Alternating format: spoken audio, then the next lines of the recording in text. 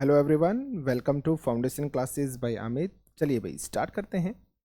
17 जुलाई 2024 के most important current affair के क्वेश्चंस को, इसकी जो पीडीएफ है वो आपको टेलीग्राम ग्रुप में मिलेगी। और टेलीग्राम ग्रुप का जो लिंक है वो आपको इस वीडियो के डिस्क्रिप्शन में मिल जाएगा, जहाँ से आप ज्वाइन कर पाएंगे। अगर आपको सभी पीडीएफ एक साथ एक जगह पर चाहिए तो हमारी एप्लीकेशन है फाउंडेशन क्लासेस बाय अमित के नाम से। इसमें आपको करंट अफेयर का एक फ्री कोर्स मिलेगा। उसमें एनरोल करते ही जितनी भी आपकी पीडीएफ है एक साथ एक जगह पर आपको अवेलेबल हो जाएंगे। आपके लिए आज का क्वेश्चन है कि पेटीएम पेमेंट बैंक के सीईओ के रूप में कौन नियुक्त हुए हैं, और इसका जो आंसर है वो आप कमेंट सेक्शन के अंदर कमेंट करके बताएंगे। ठीक है, चलिए भाई अब आगे बढ़ते हैं। विश्व सांप दिवस आपका कब मनाया जाता है? 14 जुलाई, 15 जुलाई, 16 जुलाई या फिर 17 जुलाई को? तो इसका जो करेक्ट आपका आंसर बनेगा वो आपका आंसर नंबर सी होगा। विश्व सांप जो दिवस है वो आपका 16 जुलाई को मनाया जाता है। इतना इंपॉर्टेंट नहीं है लेकिन डे है तो हमने बताया है कि राष्ट्रीय जीएसटी दिवस आपका 1 जुलाई को मनाते हैं। मोस्ट इंपॉर्टेंट है, क्यों? क्योंकि 2017 को 1 जुलाई 2017 में आपका जो जीएसटी है वो लागू हुआ था भारत के अंदर। राष्ट्रीय सीए दिवस 1 जुलाई को, नेशनल डॉक्टर्स डे 1 जुलाई को, विश्व खेल पत्रकार दिवस 2 जुलाई को मनाया जाता है, विश्व यूएफओ दिवस 2 जुलाई को मनाते हैं, अंतर्राष्ट्रीय प्लास्टिक बैग मुक्त दिवस 3 जुलाई को मनाया जाता है, विश्व सहकारिता दिवस जुलाई के पहले शनिवार को। मोस्ट इंपोर्टेंट, इनकी आपकी बार कौन सा मनाया गया? 102वें नंबर का आपका मनाया गया था। थीम क्या रही? सहकारिता सभी के लिए बेहतर भविष्य का निर्माण करती है। विश्व जूनोसिस दिवस 6 जुलाई को मनाते हैं। जूनोसिस यानी कि आपका एक रोग है जूनोसिस, जो किससे फैलता है? तो जानवरों से फैलता है। किसके अंदर? मनुष्यों के अंदर। जानवरों से मनुष्य में फैलता है। विश्व की स्वाहिली भाषा दिवस 7 जुलाई को मनाते हैं। मैंने आपको बताया था अफ्रीकी संघ जो है उसकी भाषा है किस्वाहिली भाषा। वैश्विक क्षमा दिवस 7 जुलाई को मनाते हैं। नेशनल डिम्पल्स डे 9 जुलाई, राष्ट्रीय मछली किसान दिवस 10 जुलाई को, विश्व जनसंख्या दिवस 11 जुलाई को मनाया जाता है। ये भी आपका मोस्ट इंपोर्टेंट है। मलाला दिवस मोस्ट इंपोर्टेंट 12 जुलाई को मनाते हैं, क्योंकि मलाला यूसुफजई उनका जन्मदिन होता है इस दिन, जो सबसे पहले जिन्हें युवावस्था में क्या मिला था? नोबेल पुरस्कार मिला था। बास्तिल दिवस 14 जुलाई को मनाया जाता है। विश्व युवा कौशल दिवस 15 जुलाई को हम मनाते हैं। इसके लिए थीम क्या रहा? ये आपका मोस्ट इंपोर्टेंट है कि youth skills for piece and development इसका थीम रहा। नेक्स्ट क्वेश्चन है आपके सामने कि अंतरिक्ष अनुसंधान के बारे में हाल ही में वैश्विक जो सम्मेलन है वो कहां पर शुरू हुआ है? तो देखिए वैश्विक सम्मेलन की बात हो रही है, किसके बारे में? अंतरिक्ष अनुसंधान के बारे में। तो इसके लिए जो आपका करेक्ट आंसर बनेगा वो आपका आंसर नंबर सी होगा, दक्षिण कोरिया के अंदर। और दक्षिण कोरिया की राजधानी क्या है? सियोल। ये भी आप याद रख सकते हैं। और ये देखिए 45वीं 45th आपकी बैठक थी, वैज्ञानिक सभा थी आपकी। ये कहां पे हुई? बुसान। बुसान, बुसान कहां पे है? आपका दक्षिण कोरिया के अंदर। वहां पे इस बैठक को अंजाम दिया गया था। और 60 देशों के लगभग 60 जो देश है, 60 देश 60 कंट्री है, उनके लगभग 3000 वैज्ञानिक इस सभा के अंदर आपके शामिल हुए थे। ठीक है, तो दक्षिण कोरिया के अंदर आपकी वैश्विक जो सम्मेलन है अंतरिक्ष अनुसंधान को लेकर वो आपका संपन्न हुआ। आगे बढ़ते हैं, क्या आप इमेज के अंदर देख सकते हैं?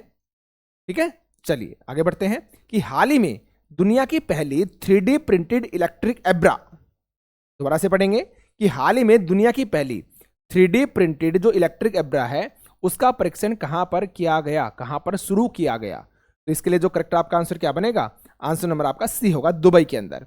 अब आपको ये नहीं समझ में आ रहा होगा कि इलेक्ट्रिक एब्रा का मतलब क्या है। तो देखिए एक तरह से नाव है ये आपकी, आप यहां पे देख सकते हैं ना, एक तरह से नाव है ये, इलेक्ट्रिक से आपसे चलती है।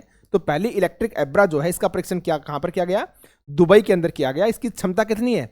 ये लगभग 20 यात्रियों को बैठा सकती है। 20 यात्रियों को ये अपने अंदर बैठा सकती है। और इसकी लंबाई है 11 मीटर। अगर मैं इसकी लेंथ की बात करूं तो लेंथ इसकी 11 मीटर है, और ब्रेड्थ यानी कि चौड़ाई जो है इसकी वो है 3.1 मीटर। ठीक है, तो आपको याद रखना है। तो कहां पे की गई? ये आपकी दुबई के अंदर की गई है, आपको अच्छे से याद रखना है। चलिए अब आगे बढ़ते हैं। आप इमेज के अंदर देख सकते हैं यह है इलेक्ट्रिक एब्रा। नेक्स्ट आपका कि हाल ही में भारत ने फिलिस्तीन शरणार्थियों के लिए कितने मिलियन डॉलर की पहली किस्त दी है? यानी कि एक तरीके से भारत ने सहायता दी है। ठीक है, तो यूएन के पास क्या कर रहे हैं? जमा करवाए हैं पैसे फिलिस्तीन शरणार्थियों के लिए। तो अपनी जो पहली किस्त दी है वो कितने रुपए की दी है? तो इसके लिए जो आपका करेक्ट आंसर क्या बनेगा? आंसर बनेगा आपका answer number B, 2.5 million dollar. तो एक्चुअल में 5 मिलियन डॉलर जो है उसका वादा किया गया है।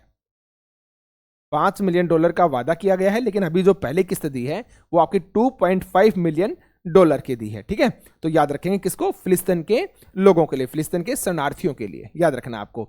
तो United Nations relief and works energy UNRWA को 2024-25 के लिए दिए गए वादे के अनुसार 5 मिलियन में से आपके 2.5 मिलियन जारी कर दिए गए हैं। ठीक है, तो जो फिलिस्तीन के शरणार्थी हैं उनकी शिक्षा के लिए, स्वास्थ्य के लिए या जो अन्य सेवाएं हैं उनके लिए इनका यूज किया जाएगा। आप इमेज के अंदर देख सकते हैं। ठीक है, तो 2.5 मिलियन की जो पहली किस्त है वो आपकी दे दी गई है। हाल ही में पश्चिम बंगाल के डीजीपी का या डीजीपी कौन नियुक्त किए गए हैं, डायरेक्टर जनरल पुलिस। ठीक है, तो कौन नियुक्त किए गए हैं, राजीव कुमार, संजय मुखर्जी, विनय चौधरी या फिर विकास सिंह। तो आप इमेज के अंदर देख सकते हैं, यह है आईपीएस राजीव कुमार। क्या नाम है, राजीव कुमार, याद रखना आपको। आगे बढ़ते हैं।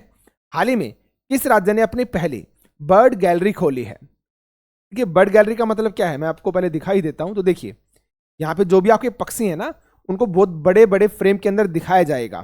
ठीक है, उनको बहुत अच्छे अच्छे तरीके से, बोलते हैं ना, हाई रेजोल्यूशन जो पिक्चर्स होती हैं उनकी, उनके अंदर उनको शो किया जाएगा इस गैलरी के अंदर। ठीक है, तो ये आपकी बर्ड गैलरी तो कहां पे खोली गई है, तो ये आपकी उत्तराखंड के अंदर। करेक्ट आंसर क्या बनेगा, करेक्ट आंसर बनेगा आपका उत्तराखंड के अंदर खोली गई है आपकी ये 15 जुलाई को। तो जोली ग्रांट जो आपकी जगह है वो पड़ती है उत्तराखंड के अंदर।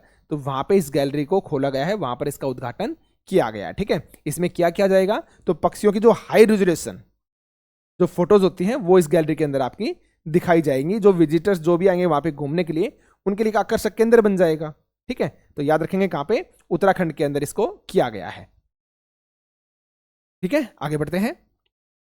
हाल ही में किस भारतीय ने अंतरराष्ट्रीय रेत मूर्तिकला चैंपियनशिप में स्वर्ण पदक जीता है। तो सबसे पहले तो आप ये याद रखेंगे कि जो अंतरराष्ट्रीय रेत मूर्तिकला जो चैंपियनशिप है ये कहां पर हुई है, तो ये हुई आपके रूस के अंदर। सबसे पहला क्वेश्चन तो यही समझेंगे आप कि कहां पे हुई है, रूस में हुई है। कब हुई है, 11 से 12 जुलाई को आपकी हुई है।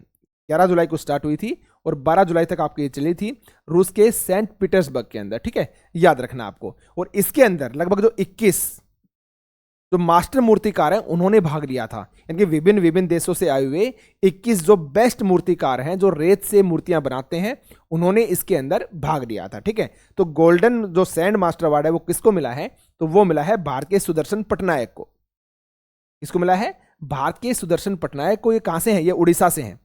अगर भारत में हम बात करें तो पूरी उड़ीसा से हैं ये। 15 अप्रैल 1977 को इनका जन्म हुआ था और 2014 के अंदर 2014 में इन्हें पद्मश्री भी मिला है। क्या मिला है, पद्मश्री भी इनको मिला है 2014 के अंदर। तो ये भी आपको अच्छे से इनके बारे में याद रखना है। तो आंसर हो जाएगा आपका सुदर्शन पटनायक। यहाँ पे आप इमेज के अंदर देख सकते हैं, ये सुदर्शन पटनायक जी हैं जो रेत से मूर्तियां बनाते हैं। ठीक है, याद रखना है। नेक्स्ट आपका अपर्णा वस्तारे का हाल ही में निधन हो गया, ये किस क्षेत्र से संबंधित थी। तो आप इमेज के अंदर देख सकते हैं, तो इनको फेफड़ों का कैंसर था। तो आपके लंग्स होते हैं ना, लंग्स, फेफड़े, लंग्स, इनका कैंसर था इनको। तो इन कैंसर की वजह से इनका निधन हो गया। तो ये एक अच्छी अभिनेत्री थी और कन्नड़ जो फिल्में होती हैं, कन्नड़ फिल्मों की ये अभिनेत्री थी, एक्ट्रेस थी। ठीक है, तो करेक्ट आंसर होगा आपका आंसर नंबर सी, अभिनेत्री। हाल ही में किस राज्य ने शून्य बिजली बिल के प्रावधानों को तर्कसंगत बनाने के लिए एक योजना को मंजूरी दी है। तो किस राज्य ने दी है शून्य बिजली बिल के प्रावधानों को तर्कसंगत बनाने की योजना को मंजूरी किसने दी है। तो इसके लिए जो आपका करेक्ट आंसर बनेगा वो आपका आंसर नंबर बी होगा, हिमाचल प्रदेश ने। ठीक है, तो इसके लिए एक सब्सिडी योजना स्टार्ट की गई है, एक परिवार 1 मीटर, एक परिवार 1 मीटर। ठीक है, और जो बिजली का कनेक्शन है ना उसको राशन कार्ड के थ्रू जोड़ा जाएगा, ये भी याद रखना। जो आपका बिजली का बिल होगा उसको राशन कार्ड के जरिए जोड़ा जाएगा, या राशन कार्ड से उसको जोड़ा जाएगा। ठीक है, तो हिमाचल प्रदेश ने इसको स्टार्ट किया है, याद रखना है आपको। इलेक्ट्रिसिटी बिल याद रखेंगे आप। हाल ही में विंबलडन कप 2024 को किसने जीता है। तो इसके लिए जो आपका करेक्ट आंसर बनेगा वो आपका आंसर नंबर डी होगा, कार्लोस अल्कराज ने। किसने जीता है, कार्लोस अल्कराज ने जीता है। इसने हराया किसको, तो नोवाक जोकोविच को हराया है। ठीक है, किसको हराया है, नोवाक जोकोविच को हराया है। और जीता किसने है, कार्लोस अल्कराज ने जीता है पुरुष वर्ग के अंदर। अगर वहीं पे मैं महिला वर्ग की बात करूं तो महिलाओं में जो विंबलडन कप जीता है किसने जीता है, बारबोरा क्रेजिकोवा ने जीता है। किसको हरा के जीता है, तो जैस्मिन पेलोनी जैस्मिन पेलोनी को हरा के जीता है। ठीक है, तो दोनों आपको याद रखने हैं, किसने जीता किसको हराया, दोनों चीजें आपको याद रखनी है। ठीक है, तो पुरुष के अंदर कार्लोस अल्कराज ने जीता, नोवाक जोकोविच को हराया। महिलाओं में बारबोरा केरेजिकोवा ने जीता, किसको हराया, जैस्मिन पेलोनी को हराया है। ठीक है, याद रखोगे आप, ये आप देख सकते हैं अल्कराज जी। आगे बढ़ते हैं। भारत द्वारा शुरू की गई पहली राष्ट्रीय टोल फ्री एंटी नार्कोटिक्स जो हेल्पलाइन के नंबर है वो क्या है? तो देखिए, भारत सरकार ने अपनी पहली राष्ट्रीय टोल फ्री एंटी नार्कोटिक्स जो हेल्पलाइन नंबर है उसको शुरू किया गया है। तो उसके नंबर पूछे गए कि कितने हैं, तो इसके लिए जो आपका करेक्ट आंसर बनेगा वो आपका आंसर नंबर डी होगा, 1933 ये नंबर है। ठीक है, और साथ में एक ईमेल आईडी है ना, उसको भी स्टार्ट किया गया है। तो ईमेल आईडी आप यहां पे देख सकते हैं कि info.ncb@government.in या फिर ncb-government.in। तो इसके जरिए आप 24 आवर में कभी भी इस तरह के जो भी अपराध हैं जो आपके नशीली दवाओं से संबंधित है उसके खिलाफ जो शिकायत है वो आप कर सकते हैं। ठीक है, तो एक ईमेल आईडी भी बनाई है और एक आपकी वेबसाइट भी बनाई है। तो ईमेल आईडी आपकी info.ncb-government.in है और वेबसाइट की अगर बात करें तो ncb-government.in है। ठीक है, याद रखोगे आप। चलिए भैया आगे बढ़ते हैं। अब हम फटाफट से रिवीजन को देख लेते हैं। ये आपके जितने भी इंपॉर्टेंट क्वेश्चंस बनते थे आज के उनको हमने कवर किया है।